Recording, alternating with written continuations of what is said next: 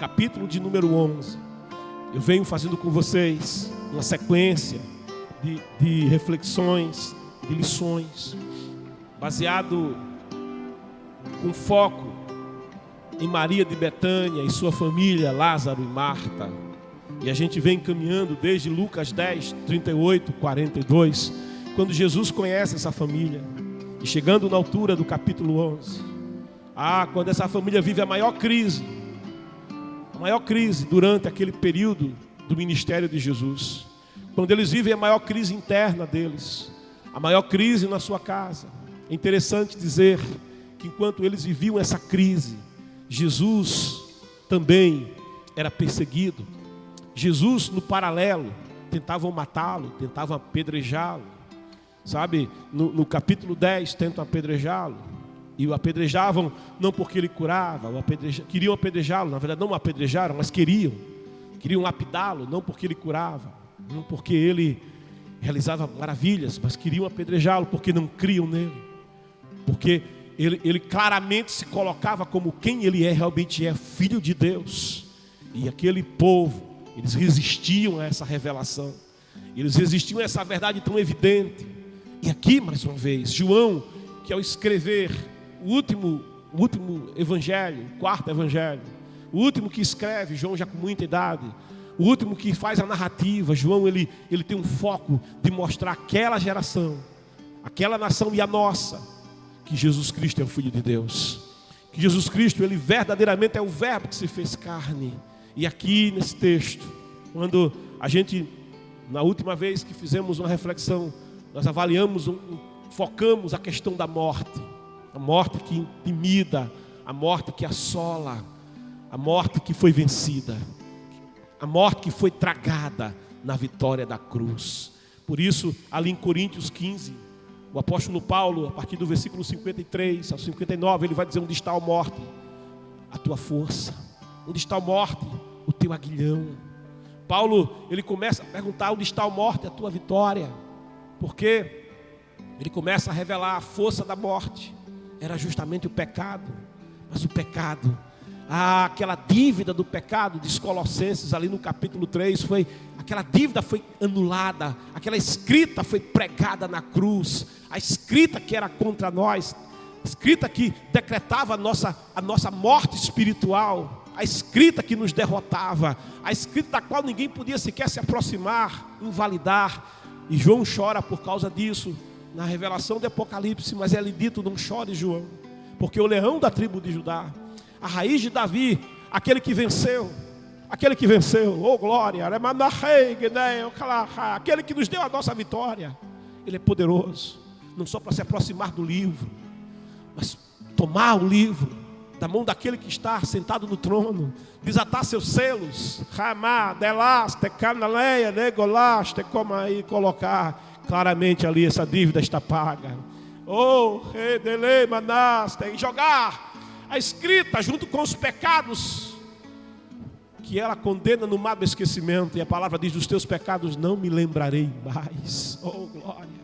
Por isso João vai escrever na sua primeira epístola: se confessarmos os nossos pecados, ele é fiel e justo para nos perdoar os pecados e nos purificar de toda injustiça. E a palavra de Deus nos assegura: ainda que o pecado seja vermelho como a escarlata, lavado no sangue de Jesus. Oh aleluia, oh glória. Essas vestes manchadas, essa vida manchada, ela vai ser transformada, vai nascer de novo. Essas vestes vão ficar mais alvas que a neve. Oh aleluia, a veste está lá, veste de santidade. Aleluia, isso é possível. Oh glória, porque o verbo se fez carne. Aqui no capítulo de número 11, a partir do versículo de número 20, eu quero prosseguir com você, onde diz a palavra: assim que Marta ouviu que Jesus estava a caminho, saiu ao encontro. Maria, no entanto, ficou sentada em casa. Disse Marta a Jesus: Senhor, se estivesses aqui, o meu irmão, ele não teria morrido. Mas sei que mesmo agora, seja o que for que pedires a Deus, ele te dará. Jesus então assegurou-lhe: o teu irmão ressuscitará. E Marta já lhe disse: eu sei que ele vai ressuscitar na ressurreição do último dia. Esclareceu-lhe Jesus: eu sou a ressurreição e a vida. Aquele que crê em mim, mesmo que morra, viverá. E todo que vive e crê em mim não morrerá eternamente. E tu crês nisso? Tu crês nisso? Ela lhe afirmou: sim, Senhor, eu creio que tu és o Cristo, Filho de Deus, que devia vir ao mundo. Querido, é um diálogo de Jesus com Marta.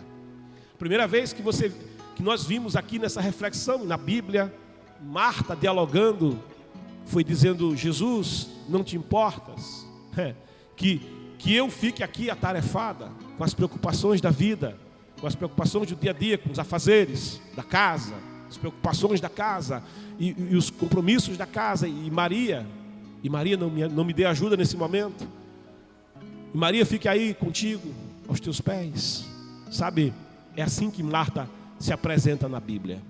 É assim que Marta é apresentada por Lucas, ali no capítulo 10. E uma diferença, um contraste, por contraste, ele vai mostrando um relacionamento diferente entre Marta e Jesus, Maria e Jesus. Havia uma diferença evidente. Sabe, Jesus não estava todo dia naquela casa. Jesus não estava toda semana naquele lar. E naquela ocasião, uma ocasião especial, ele estava. E sabe aonde Jesus está? Aonde Jesus está? Ou outras coisas, outros problemas, ainda que existam, ainda que reais, eles não podem tomar a primazia do nosso tempo, da nossa vida. E Maria, ela entendeu isso, ela sentou aos pés do Senhor, e ao sentar aos pés de Jesus ali, ela aprendia de Jesus, ela parou para ouvir Jesus. Marta não aprendeu, porque Marta não parava para ouvir Jesus, e isso vai fazer diferença. Vai fazer diferença no seu relacionamento, vai fazer diferença na sua maneira de adorar, na sua maneira de caminhar a caminhada com Deus. Quando você para para ouvir, o crer vem pelo ouvir, e ouvir a palavra de Deus. Quando você para prestar atenção naquilo que Jesus tem para te falar, através da sua palavra, quando você se volta para a palavra, você se alimenta da palavra, e quem se nutre da palavra tem uma força diferente, tem uma adoração diferente, tem uma oração diferente, tem um relacionamento diferente, tem uma fé viva e diferente. Oh, glória, porque se alimenta da fonte, bebe da fonte da água da vida. Essa relação Maria vai estabelecer desde cedo com Jesus, e Jesus vai dizer: olha, Marta, uma coisa só é necessária. Você está preocupada com tantas, mas uma só é necessária, é realmente importante. E Maria sabia, Maria descobriu e sabe qual é. Ela descobriu o segredo, aleluia. Ela descobriu o segredo. Paulo vai dizer: eu descobri o segredo de viver bem em toda e qualquer circunstância. Maria descobriu o segredo, Marta, e isso não vai ser tirado dela. Sabe, podem tirar a nossa casa, sabe, podem tirar a nossa mobília, um transbordo de rio, não é? E você perde a mobília, um transbordo de rio, e você perde até o carro, e perde as coisas. Podem tirar as coisas que nós temos, claro que podem, sabe, claro que podem, mas sabe, tem uma coisa que ninguém pode tirar, aleluia, tem uma coisa que ninguém pode roubar.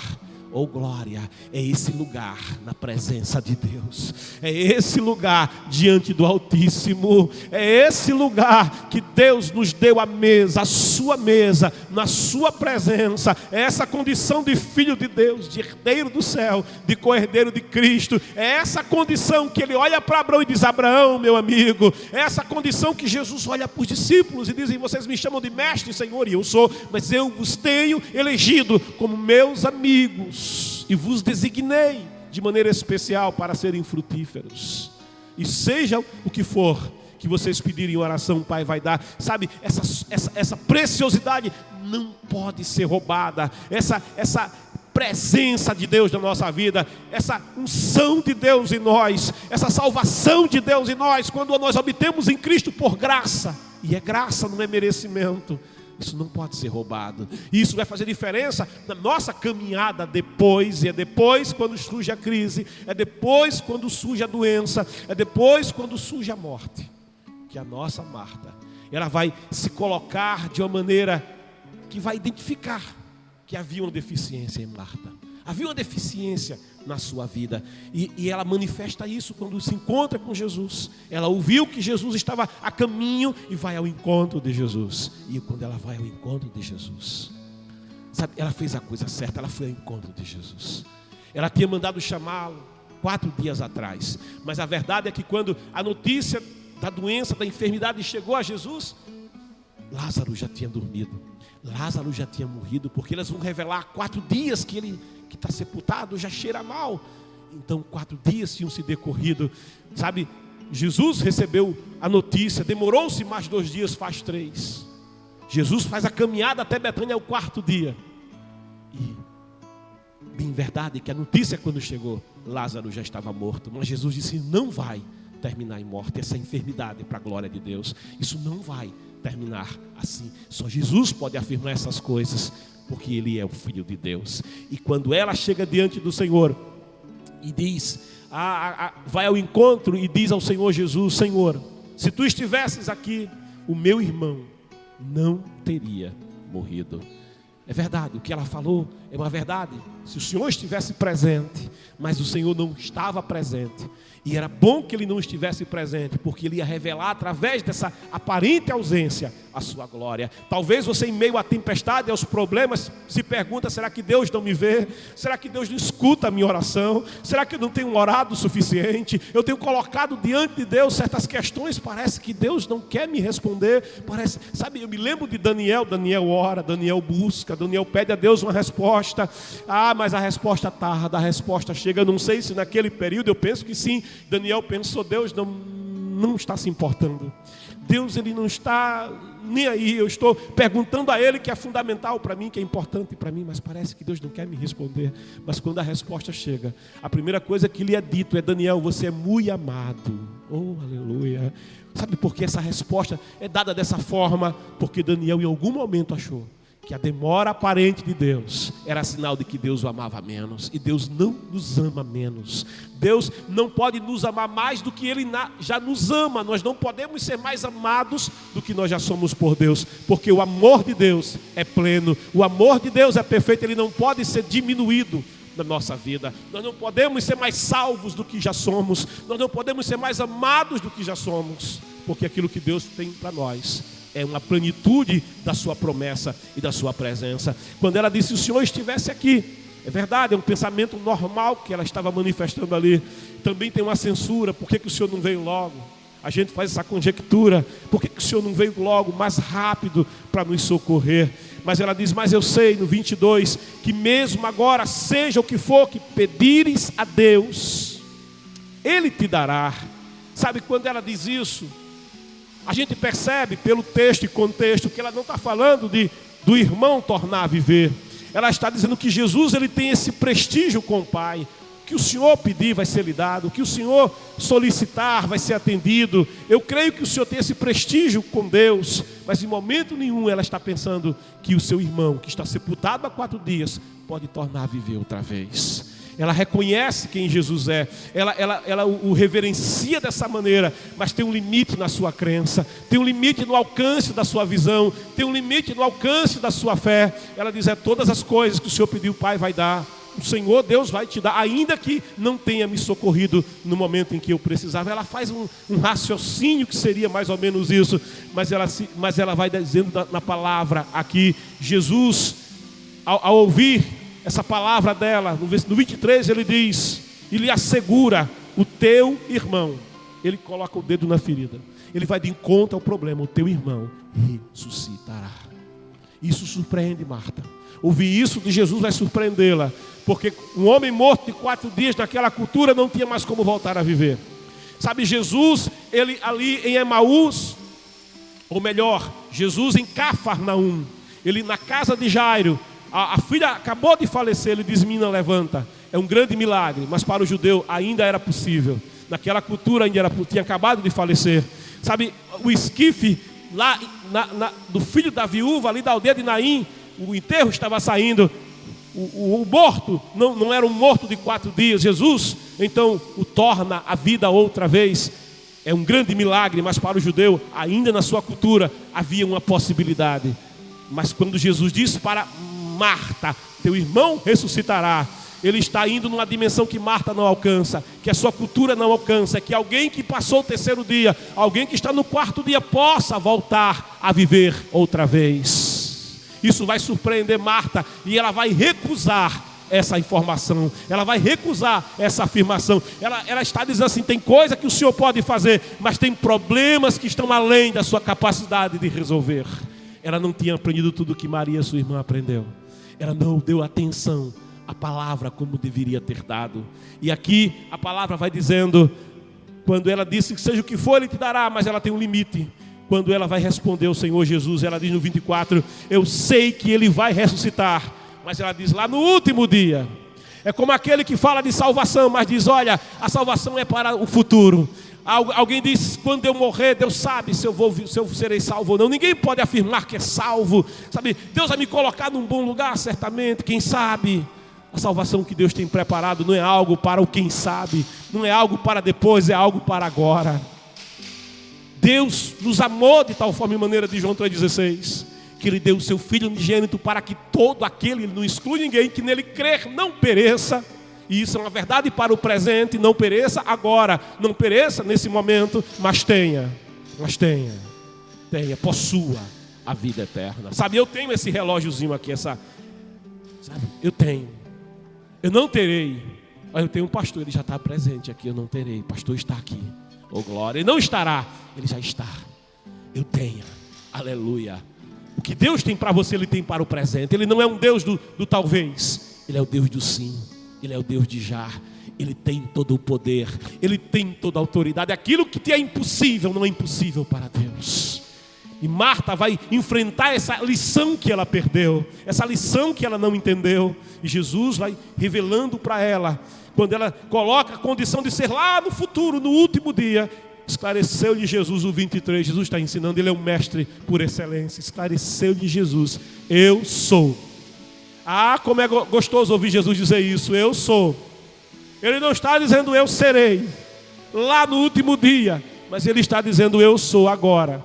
Eu sou no tempo presente, eu sou hoje, eu sou ontem, eu sou amanhã. Ele é o mesmo, Ele não muda, não tem mudança, não tem sombra de variação. Quem diz que milagre é coisa do passado, quem diz que milagre é coisa lá do tempo dos apóstolos, está dizendo que Jesus é o ontem, mas nega que Ele é o hoje, nega que Ele é de eternidade a eternidade. Quem diz que milagre é só para o tempo do passado, ele está colocando limite no Senhor Jesus Cristo. É como se aquele Jesus que disse estarei convosco, Ele não tenha dito até o fim dos tempos.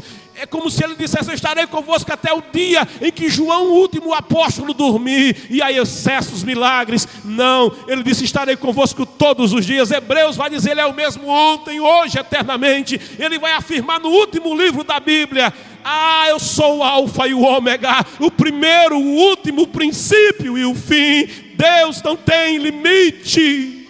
Oh, aleluia. O seu poder se aperfeiçoa na fraqueza. Nós temos limites, mas o nosso Deus não conhece essa palavra. E Marta precisa entender essa verdade. Ele diz, eu sou, Marta, a ressurreição e a vida.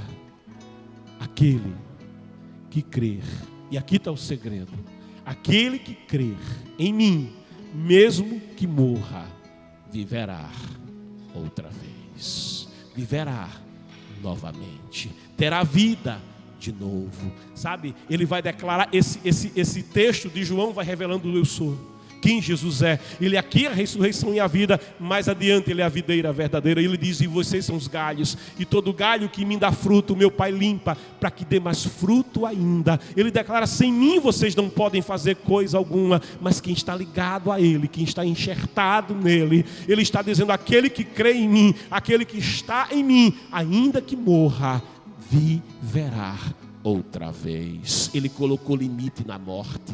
Oh glória! Ele coloca limite no pecado. Ele coloca limite no problema. Ele coloca limite na perdição. Ele tem todo o poder. Verdadeiramente Ele tem toda a autoridade. Quando o salmista diz: entrega o teu caminho ao Senhor, confia nele. Mas é confia mesmo.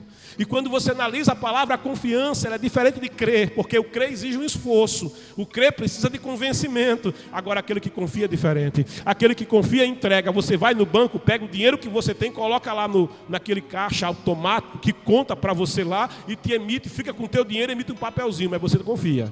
Você só entrega porque você confia. E quem confia, entrega.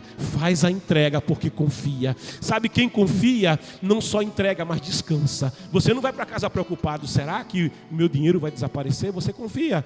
Você diz: não, está tudo bem. Você não perde o sono, porque você tem uma confiança naquilo que você fez, em quem você fez aquele depósito. Quem confia age, não fica no impedimento, não fica na limitação, mas age com tranquilidade porque confia. Sabe, quem confia?